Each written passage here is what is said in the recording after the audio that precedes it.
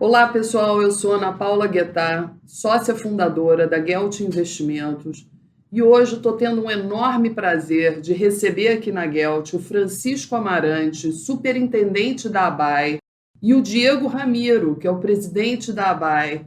Muito obrigada aqui pela presença de vocês.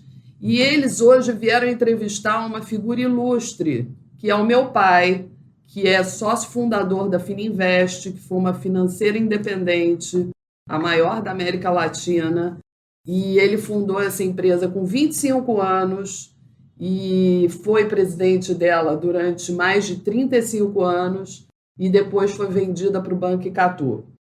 Muito bom dia a todos. Eu sou Francisco Amarante, superintendente da ABAE, Associação Brasileira dos Assessores de Investimentos, que hoje reúne mais de 150 escritórios associados com mais de 5.000 assessores de investimentos e que tem como missão a defesa da categoria junto aos órgãos reguladores e ao mercado em geral, além de fomentar a educação financeira entre os assessores e os investidores. Gostaria de agradecer a Ana Paula Antunes Maciel Guetta por ceder o espaço da Gelt Investimentos para esse bate-papo com Oswaldo Antunes Maciel e Diego Ramiro. Oswaldo possui uma longa história no mercado financeiro e é um enorme prazer para a ABAE poder resgatar com ele um pouco da história do assessor de investimentos, o ex-agente autônomo de investimentos. Diego Ramiro é o presidente da ABAE e sócio fundador da Miura Investimentos, atuando há mais de 10 anos como assessor de investimentos e vai conduzir comigo esse bate-papo. Oswaldo, bom dia. É uma satisfação estar com o senhor nesse bate-papo e, para quem não sabe, a Fininvest foi a primeira empregadora, a minha primeira empregadora, quando se transformou em um banco múltiplo e comecei a atuar na área comercial junto aos fundos de pensão. Conte para os nossos ouvintes um pouco da sua trajetória no mercado financeiro e quando foi a primeira vez que teve contato com os agentes autônomos de investimentos. É verdade que no passado o profissional era mal visto pelo mercado e pelos reguladores? Olha, eu acho exagero isso. No passado, quase não havia, inclusive, reguladores. A atividade começou, porque em geral é assim mesmo, né? Primeiro vem a atividade e depois vem a lei para regular, né? Eu sou um dinossauro, eu comecei em torno de, antes da Fininvest.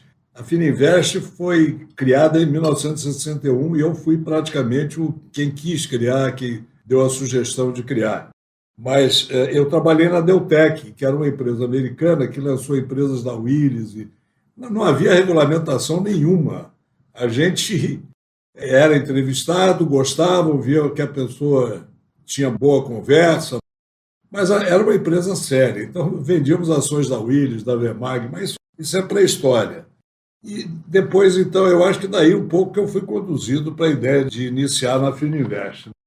Naquela época, o mercado todo, as financeiras aceitavam letras de câmbio. O papel só havia praticamente a letra de câmbio, que era sacada por uma empresa a qual a gente dava crédito, nós aceitávamos e elas eram vendidas sempre para os corretores de bolsa.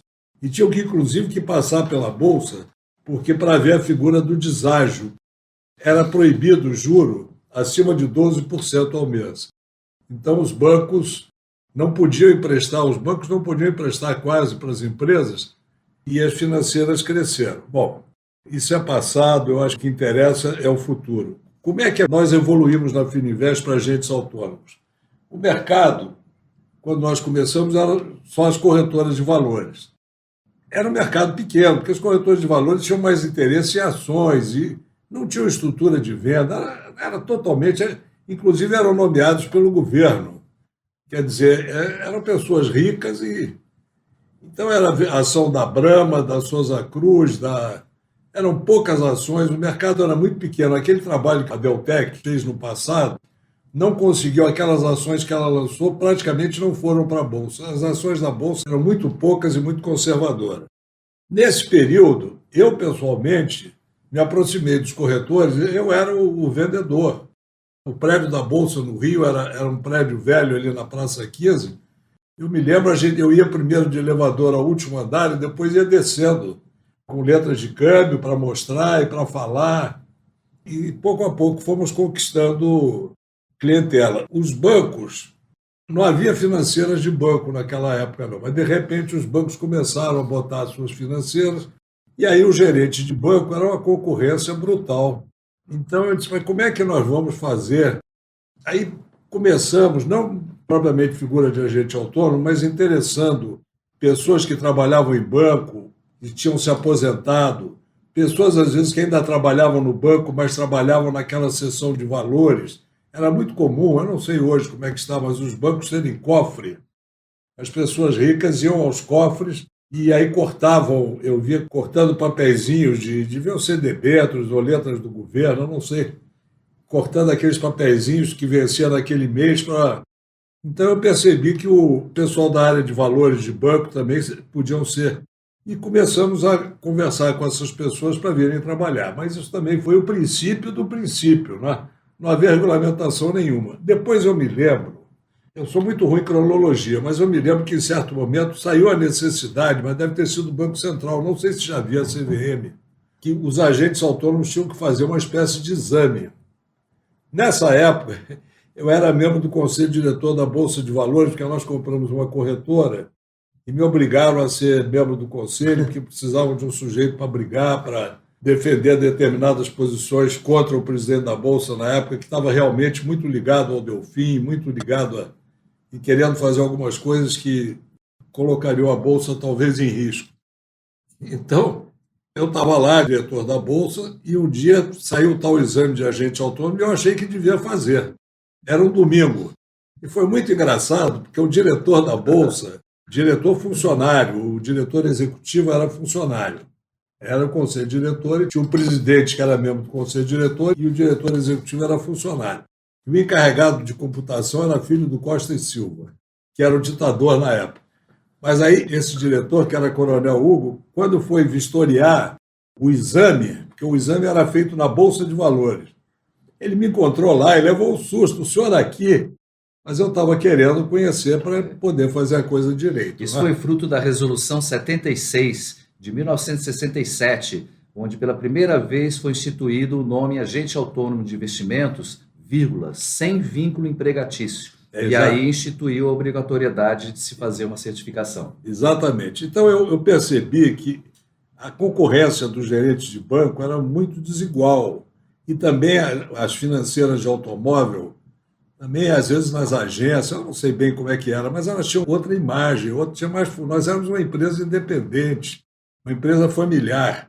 Então, eu achei que a gente tinha realmente que criar uma base de agentes autônomos e chegamos a ter um número muito grande de agentes autônomos e nós abrimos filiais pelo Brasil todo. Em certo momento também tem que falar um pouco da história, porque eu vi que os bancos tinham tirado a palavra banco, ao invés de botar Banco Brasileiro de Descontos, eles botaram Bradesco, Banco Itaú, Itaú.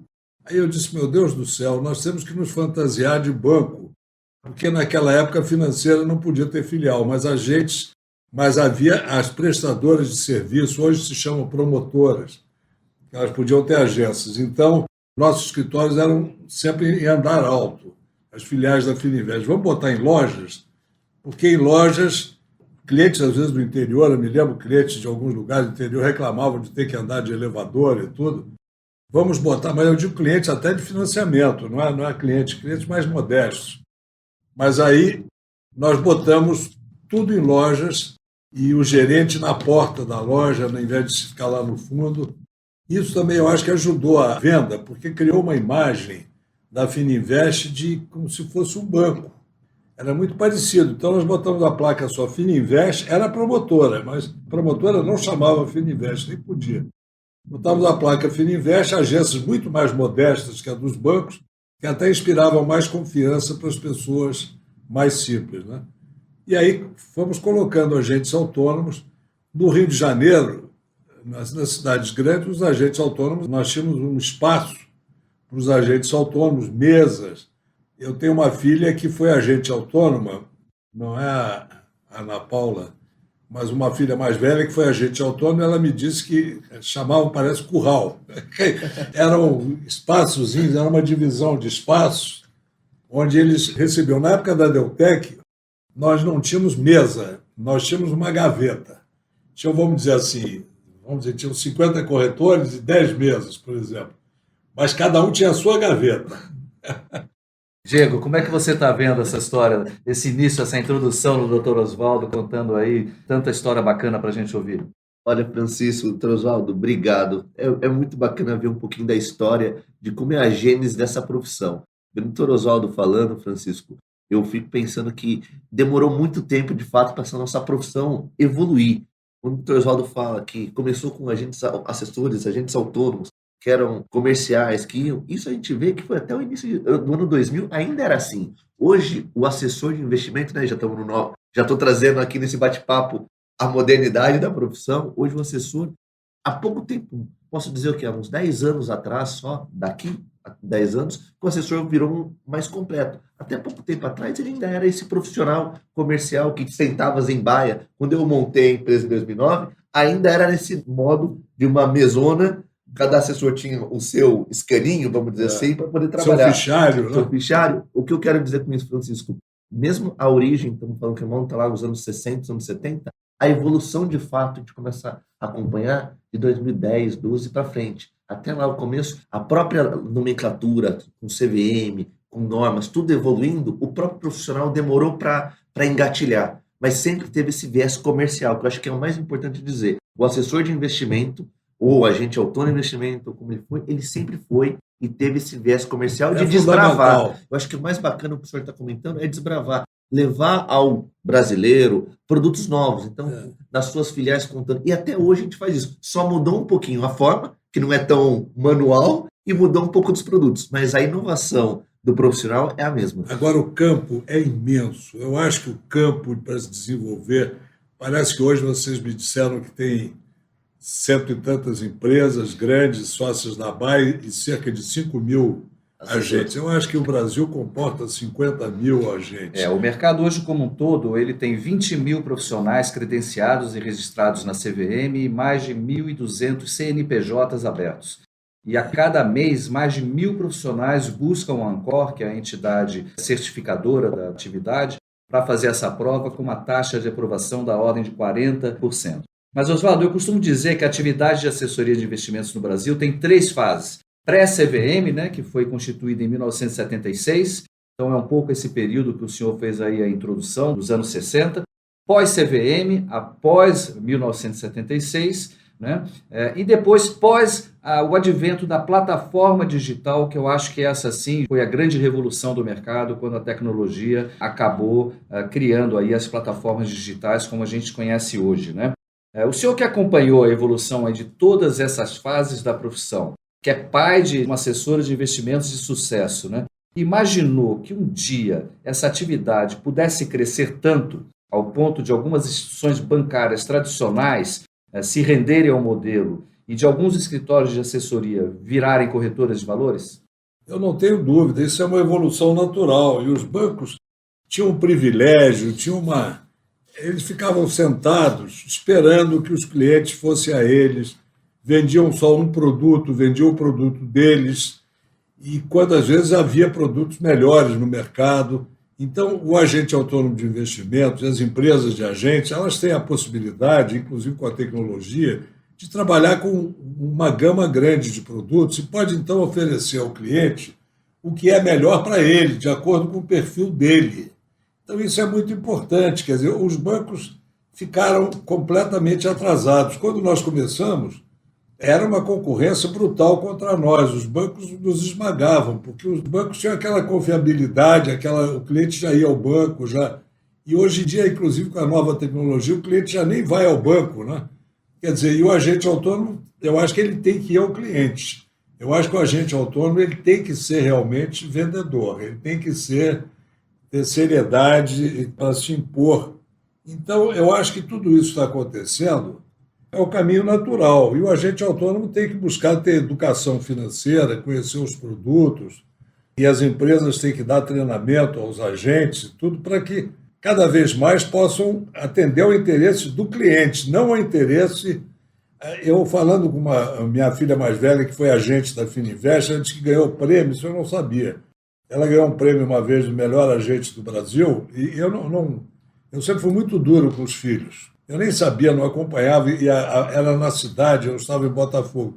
Mas ela me disse que ela ganhou o prêmio porque havia uma margem para o corretor, quer dizer, a empresa entregava ao agente o papel, quer dizer, a um determinado preço. Ele podia vender por aquele preço mais 2% ou mais 3%, vamos dizer.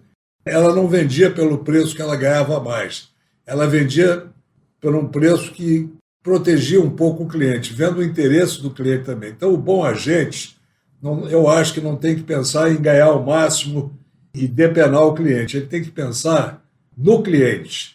Talvez ganhar um pouco menos em cada negócio, mas firmar o cliente ir adquirindo confiança nele e confiança na empresa.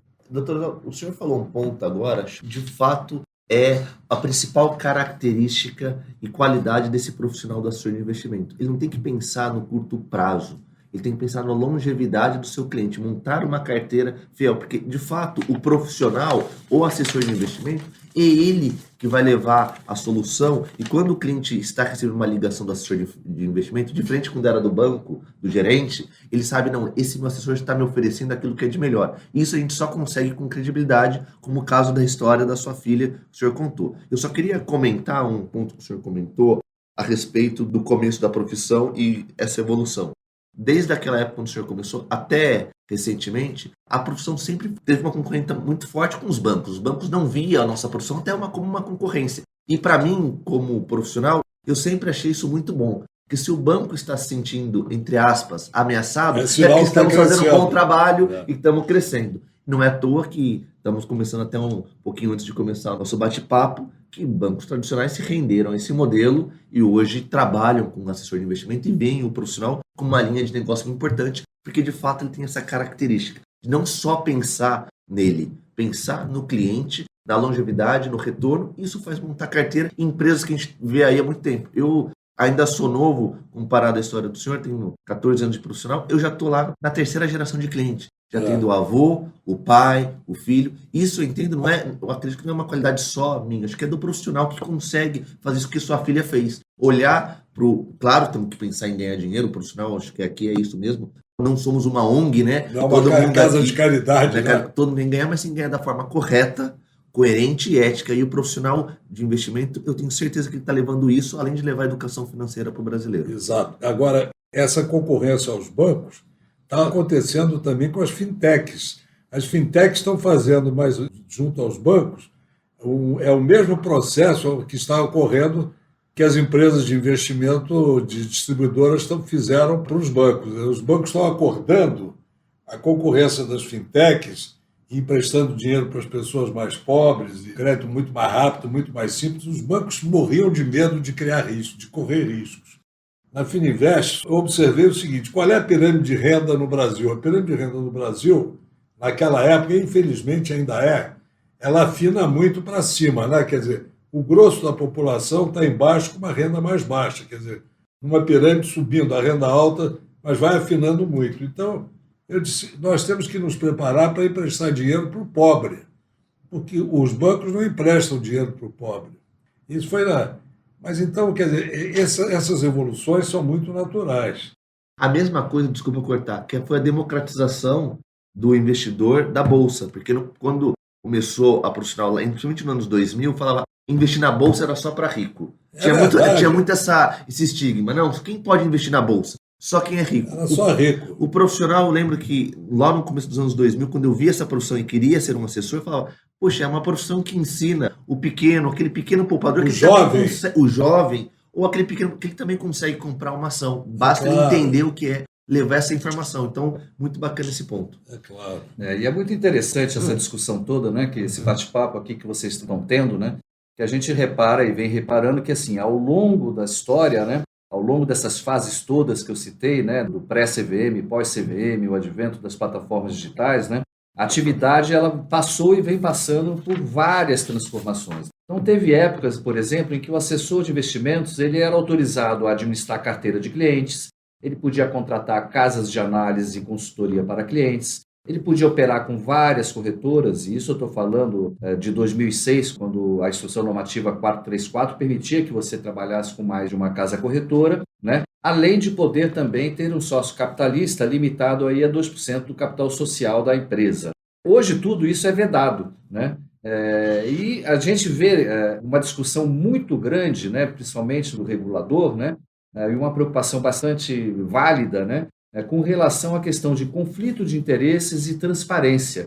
Como era o mercado antigamente, né? Discutia-se essa questão da transparência, tinha-se preocupação com conflito de interesses. Como é que era isso, Oswaldo? Não havia. Agora, eu acho que o regulador está muito certo em tudo isso que ele fez. Ele pode estar atrapalhando um pouco as empresas, mas eu acho que isso que você falou, eu não sabia. Mas eu, se fosse regulador, eu faria também essas limitações, porque uma estrutura, uma empresa, ela tem capacidade, ela tem pessoas, ela tem técnicos para avaliar, fazer uma análise, além de procurar trabalhar só com empresas muito boas, mas ela analisa a performance dessas empresas, a performance. Então, isso dá uma outra força. Um agente autônomo não tinha condições, por mais técnico, sabichão que ele fosse, tudo, ele não consegue, porque é uma gama de informações muito grande, só pode ser assimilada, digerida, por uma empresa que tenha alguns técnicos trabalhando só nisso. Então, eu acho que o governo acertou realmente nessa medida, né? Era outra época no passado, era completamente diferente. Eu não posso dizer que era um faroeste, porque a gente tinha interesse, nós nunca tivemos problemas com nenhum agente autônomo, nós na Fininvest nunca tivemos problemas. Mas eu soube de outras empresas que tiveram alguns problemas, porque era muito livre. Então, tem que haver regulação. Isso é uma evolução natural em qualquer negócio, em qualquer país. Eu acho que a gente tem que aceitar. E tem, como vocês fizeram, organizar uma associação, uma coisa forte, porque aí você tem diálogo com o governo.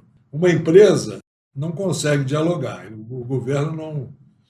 Sempre tem que ser associação, federação, porque vocês já são a nível nacional, né? Pois Exato. O senhor estava comentando agora. Vou começar pelo final da associação. É importante essa questão de associação, porque tanto o regulador como o governo tem que saber o que esse profissional, em forma de categoria, pensa e vem atuando. O que o Francisco comentou até 2006, ou começou em 2006 com a instrução 434? 434. Com a 434, essa liberdade que teve, de fato, de poder ter consultoria, várias plataformas, poder ter um sócio não assessor de investimento, isso foi o que começou a gênese das primeiras empresas que a gente vê hoje, casos de sucesso, começaram lá nessa época. Se eu não me engano, a própria XP é 2007 ali, então a gente começa a ver o crescimento do que hoje são os grandes cases de sucesso de assessores que começaram nessa época. Mas vale citar que de 2011, a CVM ela restringiu também vários pontos do que o Francisco está comentando, que é a instrução 497 de 2011. Por quê? Porque aí eu concordo com o que o Oswaldo está falando para nós aqui. O regulador ele deu a liberdade, mas ele começou a ver algumas práticas que ele sentiu um pouco receoso. E é natural de um regulador tirar um pouco da liberdade para ele sentir que está tendo um pouco do mau uso. O que ficou muito interessante é que de 2012 para cá, o que nós vimos, a Gelt é um caso, como outros que podemos citar aqui, da profissionalização e da evolução das empresas de assessoria de investimento. Eu gosto de falar que nós deixamos de ser escritórios de agentes autônomos para nos tornarmos empresas de assessoria de investimento. Citar aqui nosso podcast aqui, que a CVM está agora no ano 2022, já regulamentando e modernizando a nossa legislação por conta dessa tudo que os assessores vêm entregando de qualidade de profissionalismo no mercado. É importante também a gente lembrar um pouco do momento histórico, né? Então, quando a gente fala de 2006, onde existia um pouco mais de liberdade na atuação, pouco tempo depois, né, 2008, o mundo passou pela maior crise financeira nunca antes vista depois de 1929. Naquela época também, as tecnologias também não eram tão avançadas, assim como todas as estruturas de compliance, normas e controles das corretoras. E o que aconteceu? Aumentou muito o número de inquéritos abertos na BSM, que é a fiscalizadora do mercado, e de reclamação de clientes junto ao regulador, que no caso a CVM. Então, situações como profissionais que não eram assessores de investimentos credenciados exercendo atividade ilegalmente, assessores de investimento exercendo atividades de administração de carteira sem serem credenciados para exercer esse tipo de atividade. O número de denúncias de churning, que eram... Churning, para quem não sabe, é você ficar girando a carteira do cliente de forma desnecessária para gerar corretagem. E todos esses números acabou fazendo com que o regulador restringisse um pouco mais a norma. Eu acho que foi um processo natural, de um momento, e como disse o Diego, estamos agora em fase final de revisão de uma audiência pública que finalizou em setembro do ano passado e uma nova resolução, com certeza, deve retroagir, deve voltar a facilitar algumas restrições até então vigentes, né? Como, por exemplo, o fim da exclusividade obrigatória, como a possibilidade do escritório voltar a ser uma sociedade empresária e, principalmente, alguns pontos relativos à transparência que esse profissional deve ter junto ao seu investidor, né? Então, acho que tudo isso faz um pouco aí parte da evolução e do papel que o regulador tem em ser o xerife desse mercado, né? Agora, Oswaldo, qual é o conselho que o senhor daria aos jovens, né? Hoje a gente vê aí um exército de novos profissionais entrantes no mercado. Costumo dizer que são jovens bem formados, que vêm de boas faculdades, que saem das faculdades com sangue nos olhos, faca nos dentes, entram no escritório querendo morder a mesa, com muito apetite de fazer negócio, de crescer. Quais seriam, enfim, que conselho que o senhor, com a sua experiência, com a sua vivência, daria para esses jovens que estão entrando na profissão ou que estão pensando em entrar na profissão de assessoria? Bom, primeiro eu diria o seguinte, esse mercado, vou repetir, porque eu acho que é importante para eles, esse mercado eu acho que vai crescer muito. O Brasil, não vamos falar em política, mas o Brasil tem perspectivas imensas. Com agronegócio, por exemplo, eu acho que interior, eu pensaria muito talvez até no interior. No interior deve haver muito menos concorrência do que Rio, São Paulo, e eu acho que lá vai haver mais futuro. O mundo hoje em dia, com essa crise toda que está acontecendo, houve a diminuição de confiança na Rússia, na própria China ela fez algumas coisas contra o capital ultimamente, que deu... Existe a noção hoje em dia de perto também, de se investir mais perto, problema de segurança.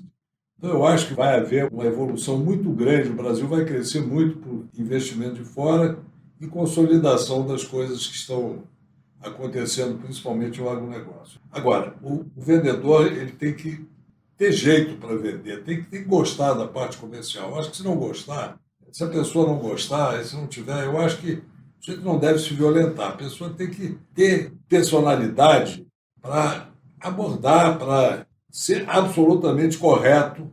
Eu sugeriria até ao sujeito que está querendo se lançar entrar para alguma atividade séria, boa, prestar algum serviço, onde ele vai conhecer gente também do mesmo nível que ele, pode até conseguir, através daquilo. Eu dou um exemplo. Até uma igreja. Se ele entrar para uma coisa religiosa que tenha força numa cidade e começar a praticar boas ações, ele vai se... Eu estou falando do princípio mesmo, né? O cara que não é. Mas é isso.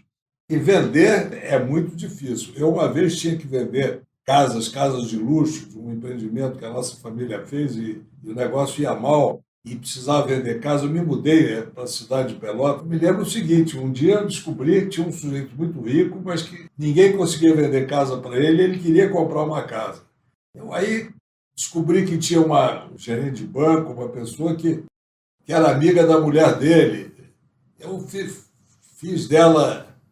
dividir, vamos dizer assim, não era comissão, eu era o vendedor, mas ela teve uma comissão para vender. Um dia marcou uma reunião num Bob's da cidade, eu fingindo que era amigo dela, já era amigo, mas que eu sabia que ela ia, esposa desse médico, ia com esse gerente de banco, quase todo dia naquele lugar para comer um sanduíche a tal hora. Eu fui lá e daí começou a conversa e saiu a venda da casa. E todo mundo disse, como é que você conseguiu vender a casa para esse fulano? Mas o vendedor tem que ser isso, tem que ser persistente, né? Eu costumo dizer, né, para esses jovens, quando me perguntam, que 3 pré-requisitos são fundamentais para ter sucesso na profissão. Eu costumo chamar que são os 3 Ks, né? Primeiro, o capital intelectual, né? Eu acho que o profissional do século XXI ele tem que ter a educação acompanhando a jornada, né, de trabalho dele. Acho que o profissional que quer ter sucesso hoje tem que ter em mente que a educação tem um papel fundamental no seu desenvolvimento, no seu crescimento, né? Então, é o capital intelectual. Costumo dizer o segundo K, que é o capital financeiro, né? Se você quer entrar numa atividade empreendedora, né, você precisa ter ciência que você não tem as garantias que um CLTista tem, que um empregador de uma empresa normal tem, né? Então, você não vai ter o salário todo dia 5, você não vai ter o fundo de garantia, você não vai ter suas férias, né? E muitas vezes, que é o principal, você não vai ter o horário de trabalho, você não tem obrigatoriedade de chegar às 9 da manhã e ir embora às 6 da tarde. Muitas vezes, aquele cliente que você está prospectando só pode te atender no período da noite, só pode te atender no final de semana. Então, você tem que ser um profissional que tem que ter o mínimo de fôlego financeiro, pelo menos para o início da sua atividade. E o principal deles, que é o que o Dr. Oswaldo estava comentando, é o capital social. Se você não tem um network, se você não tem uma rede de relacionamento, se você não investe na sua vida social, né, se você é uma pessoa introvertida, a possibilidade de você não ter sucesso na atividade é muito grande, porque essa atividade ela requer que você tenha um contato direto com o ser humano. Você precisa estar diariamente prospectando pessoas, conversando com pessoas e mais do que isso, né, adquirindo confiança, né? E a gente sabe que muitas vezes você demora uma vida inteira para adquirir confiança de uma pessoa e em apenas um segundo você é capaz de perder ela. Diego, você concorda com isso? Francisco, acho que você resumiu brilhantemente as características do que o profissional precisa. E um ponto que o Dr. Oswaldo falou, que eu acho que é fundamental, eu só acrescentaria mais um, primeiro, relacionamento. É uma profissão de relacionamento, sim.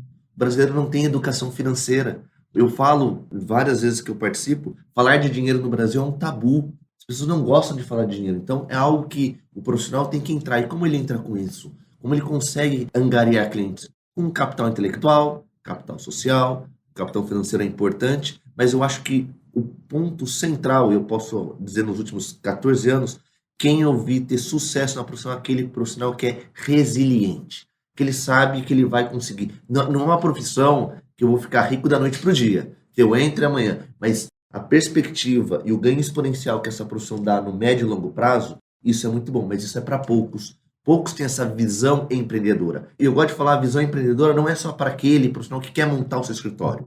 Aquele profissional que quer entrar para um escritório, ele tem que ter a sua visão empreendedora, porque ele tem que montar a sua carteira, ele tem que ter essas ideias que o Dr. Oswaldo deu de ir para o interior. Quantos escritórios não estão fazendo isso? Nós mesmos lá estamos olhando, sair dos grandes centros e ir para o interior, porque lá ainda tem vamos dizer, um mercado cru, um mercado verde a ser explorado, mas tem a responsabilidade de levar a educação financeira. Então, tudo que o Francisco comentou, acho que são as 3 regrinhas de ouro, esses 3 casos são excepcionais, acrescentando o que o Dr. Oswaldo falou de gerar relacionamento, gerar empatia. O caso de sucesso que ele contou da venda da casa nada mais é do que gerou empatia num cliente, sabia da necessidade e criou o que era necessário, um relacionamento para mostrar um bom produto que no fim era o objetivo do cliente. A resposta de vocês foi muito melhor que a minha. Eu assino embaixo tudo que foi falado. Eu queria só mais uma coisa que eu fiz no início da minha vida, e hoje em dia deve haver livros muito melhores, mas eu acho que o profissional devia ler alguns livros sobre vendas também.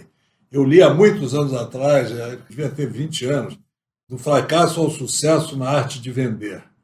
E foi um sujeito, um corretor de seguros. Né? Seguros é uma coisa que tem uma venda também muito parecida com a venda de investimentos. Né? O vendedor tem que ser persistente, resiliente, tem que conhecer. Mas ele dizia uma coisa, também é uma coisa que eu pratiquei um pouco. Você tem que ser resiliente, você tem que insistir muito, mas tem clientes que às vezes não adianta. Então você está gastando um tempo imenso com aquele cliente e deixando, às vezes, depende do tamanho do mercado, mas às vezes você tem um mercado, você tem 100 clientes para trabalhar, e você vai 1, 2, 3, 4, 5 vezes no determinado cliente. Você sente que ele é impermeável, que ele já está comprometido completamente com o parente, Então, de repente, deixa aquilo, o tempo da pessoa é um tesouro. Eu acho que as pessoas, o brasileiro não sabe muito. Eu ando com livro, eu ando com jornal, se eu vou ao médico, se eu vou esperar, o tempo da gente é o maior tesouro. Então, eu acho que, e principalmente o agente de investimentos, o tempo dele é do tempo que ele vai conseguir cliente. Eu acho que essa conscientização do valor do tempo é muito importante. É um conselho também que eu daria. Excelente. Bom, gente, acho que a gente está chegando aqui perto do final também dessa aula magna dada aqui pelo Dr. Oswaldo. Queria muito agradecer ao senhor pela disponibilidade em conversar com a BAE, trazer tantas histórias aos nossos ouvintes e as mensagens também deixadas aí aos jovens. Eu acho que foi de grande valia. Muito obrigado, Dr. Oswaldo. Diego, obrigado pela sua dedicação à BAE, desde a sua fundação. Precisamos muito de você para continuarmos essa jornada que acho que só está começando, né? Eu queria dar assim 2 minutinhos para cada um aí, para as palavras finais, e com isso encerrar aqui esse podcast, agradecendo mais uma vez a Ana Paula e a Gelt Investimentos pelo espaço. Olha, eu queria transmitir a vocês e aos ouvintes, eu fiquei extremamente impressionado com a qualidade do presidente e do diretor Diego e o Amarante. Eu fiquei impressionado com a visão deles, o entendimento da importância da profissão. Eu acho que a associação está muito bem dirigida e muito bem preparada para esse caminho. Eu fiquei surpreso, realmente, eu dou os parabéns a vocês. Doutor Oswaldo, eu que agradeço. Primeiro, o Francisco é um amigo, acho que vale citar aqui no comecinho que a ABAI hoje, o que é, dado o nosso profissionalismo, com a figura do Amarante como nosso superintendente, então eu agradeço aí o Francisco por todo esse trabalho. E, doutor Oswaldo, acho que mais do que saber um pouquinho da história, é bom para quem está nos ouvindo, e é uma profissão, como nós dissemos aqui, de muitos jovens, né? Conhecer um pouquinho da história, saber que essa profissão não começou, eu gosto de dizer, há 3, 4 anos atrás, quando o XP e o BTG começaram a trazer esse mercado, isso já remonta a mais de 20, 30 anos, e os desafios, passa o tempo, são os mesmos. Os desafios são conseguir trazer boa informação para o cliente, saber lidar com a concorrência que antes eram os bancões tradicionais, agora pode ser as fintechs, daqui a pouco vão ser os mercados de criptoativos. Hoje tem tudo aí para que a gente consiga entender o que de bom é para o nosso cliente. Vale citar aqui, para terminar, que é uma profissão que eu amo ser assessor de investimento. E eu vejo a evolução. E hoje, quando você vê pessoas com carreiras sólidas desistirem da sua carreira, talvez num banco, numa gestora, num outro cargo de sucesso, para empreender, eu gosto de dizer, empreender no mundo do assessor de investimento, a gente começa a ver que essa profissão tem muito futuro. Não é à toa que eu termino aqui o nosso podcast com a frase da ABAI, né? A gente dizia do agente autônomo. Sempre dizemos que nós, agentes, o agente é o futuro que vai levar para o brasileiro a educação financeira de qualidade. Se hoje nós temos mais de 4, 5 milhões de investidores na Bolsa, eu reconheço isso sim, mérito do assessor de investimento, que no passado, como chamava a empresa que o senhor comentou a falar, lá, americana, das ações? Deltec. Da Deltec até hoje, desde aquela gente sempre tinha o quê? Um assessor de investimento levando o conhecimento. Então, mais uma vez, doutor Oswaldo, Francisco, muito obrigado. Considerações finais, Chico. Não, quero agradecer a todos vocês mais uma vez, né? De fato, a atividade ela cresce de maneira exponencial. Eu concordo com o Oswaldo quando ele comenta que chegará a 50 mil profissionais num curto espaço de tempo. E para isso se torna cada vez mais importante o papel da associação como representante da categoria para difundir melhores práticas. É um mercado que vem crescendo numa velocidade muito grande que, por vezes, pode parecer aos olhos dos outros que é um pouco desorganizado. Então, acho que a associação ela tem que cada vez mais atrair mais associados, mais engajamento desses associados, trazendo, enfim, sugestões para que a gente possa estar exercendo esse papel de difusor de melhores práticas ao mercado. Então, assim, obrigado novamente a todos aqui que nos ouviram e acompanharam as novidades aqui da ABAI. Se vocês quiserem mais informações, recomendo entrarem no nosso site www.abai.com.br, pela página ABAI do LinkedIn e ABAI Oficial no Instagram. Um abraço, até a próxima, muito obrigado.